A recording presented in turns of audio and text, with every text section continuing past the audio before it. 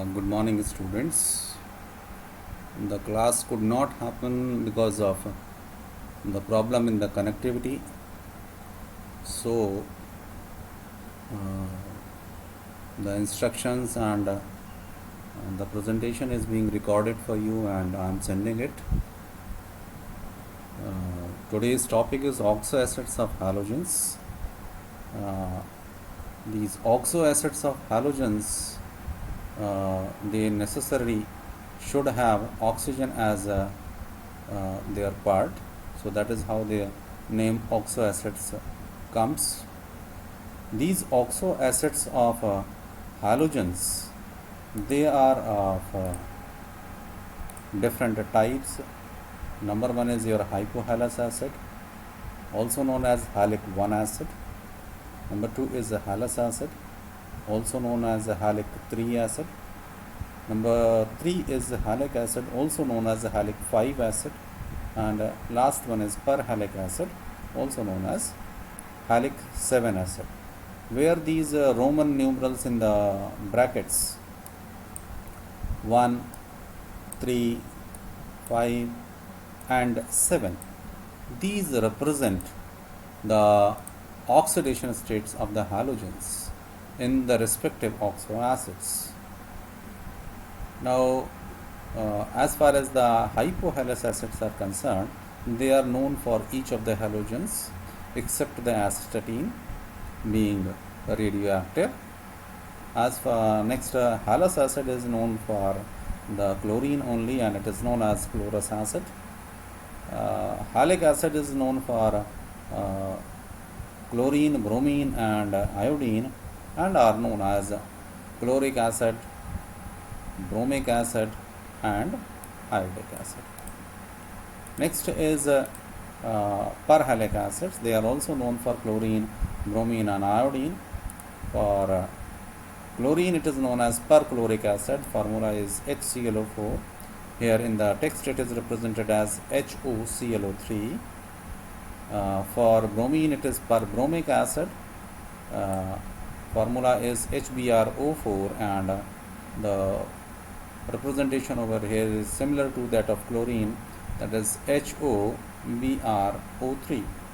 Same way it is for the iodine, known as periodic acid.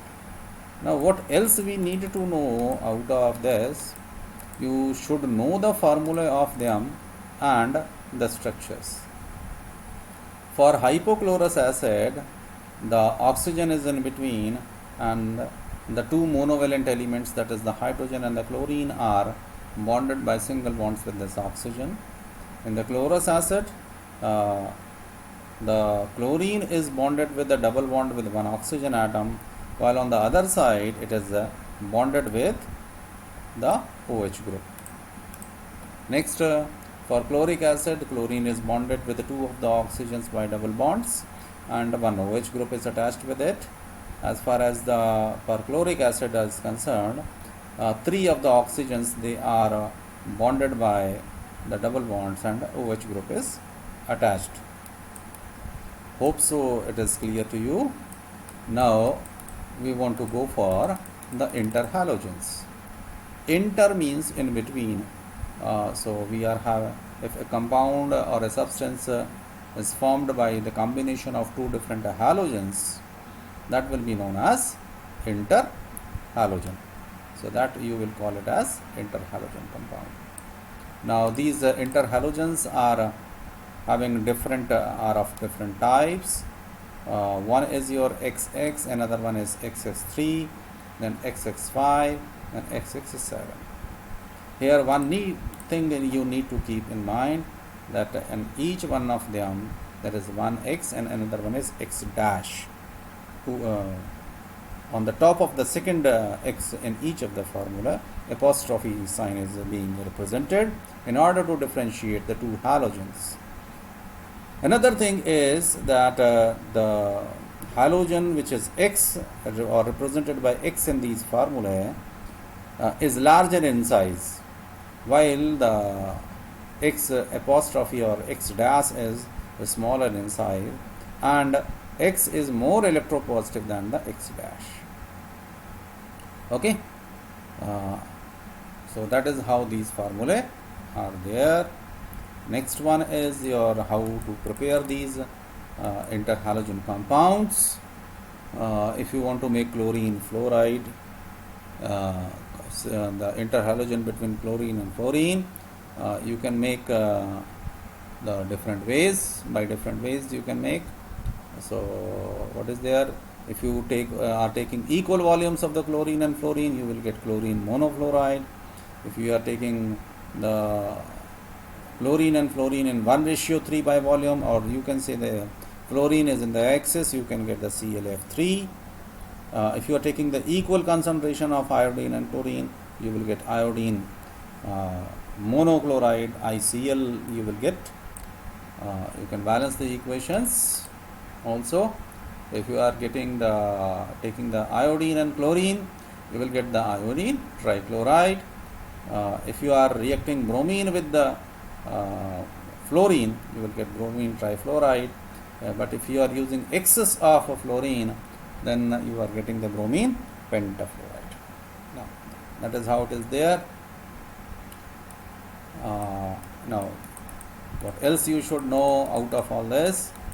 These different interhalogens are having different geometries. Okay, so the geometries needs to be understood from the place X3 type. Now you see that each of the halogens is having 7 valence electrons, and it is surrounded by 3 monovalent atoms here in the interhalogen X-3.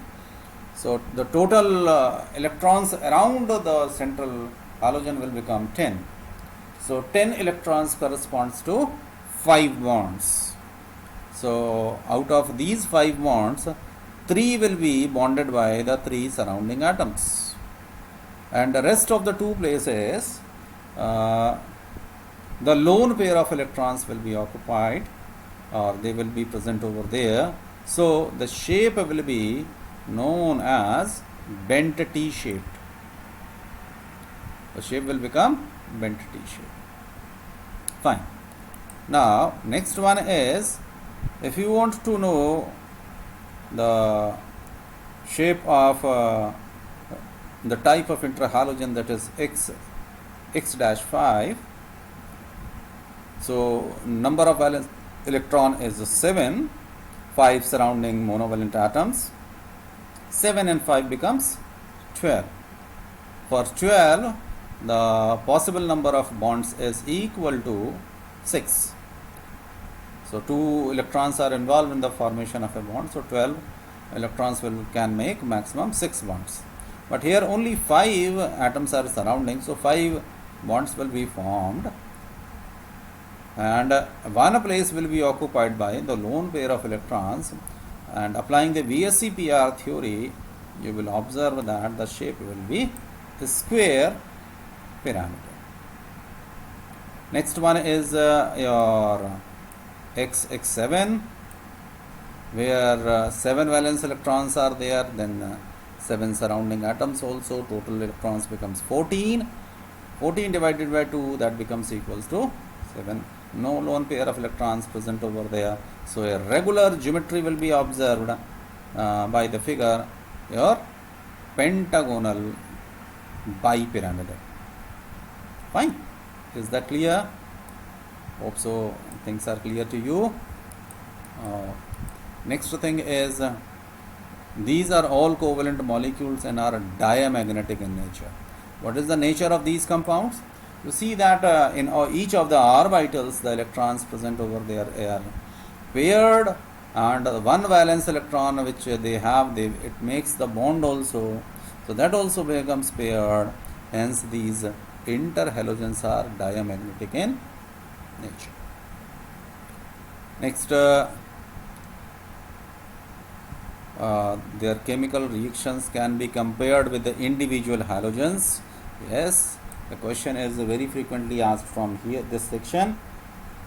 And what is there? In general, the interhalogen compounds are more reactive than the halogens. Okay, what is there? Interhalogens are more reactive than the halogens. Why? This is because of the reason that this bond XX dash bond in the interhalogens is weak than the XX bond of the halogens, except for the fluorine. Fluorine being the smallest in size, this covalent bond is the strongest one. That is the reason here. What else is there? These all these undergo the hydrolysis, giving the halide ion derived from the smaller halogen. So if you are taking any of these interhalogens and reacting with the water, the smaller halogen will form the halide ion, and a hypohalite is formed when you are reacting with the interhalogen where the ratio is 1:1. When you are taking the 1:3 interhalogen, the anion formed over there is halite, and when you are taking the ratio of the interhalogen as 1:5, you are getting a halate, and for the 1:7, you are getting a perhalate. So that is how it is there. So you need to understand these concepts. If you haven't, when you are interacting via the Google Meet, you can tell us. We will discuss again. Now you see that this kind of the question is asked sometimes to draw. This is a single mark question. No need to go for the explanation, but for understanding, of course, this explanation needs to be understood by all of you. Now, some of the uses of the halogens, these compounds, interhalogens, they can be used as non-aqueous solvents. This is one use. They interhalogens can be used for as a fluorinating agents. Most of them they combine with the smallest halogen, that is fluorine, so they can be used for as a fluorinating agent, and for the production of uranium hexafluoride for the enrichment of uranium-235. So this in-text question, that is 7.31, can be attempted. Already explained to you, all of you. 18th group we will take later on.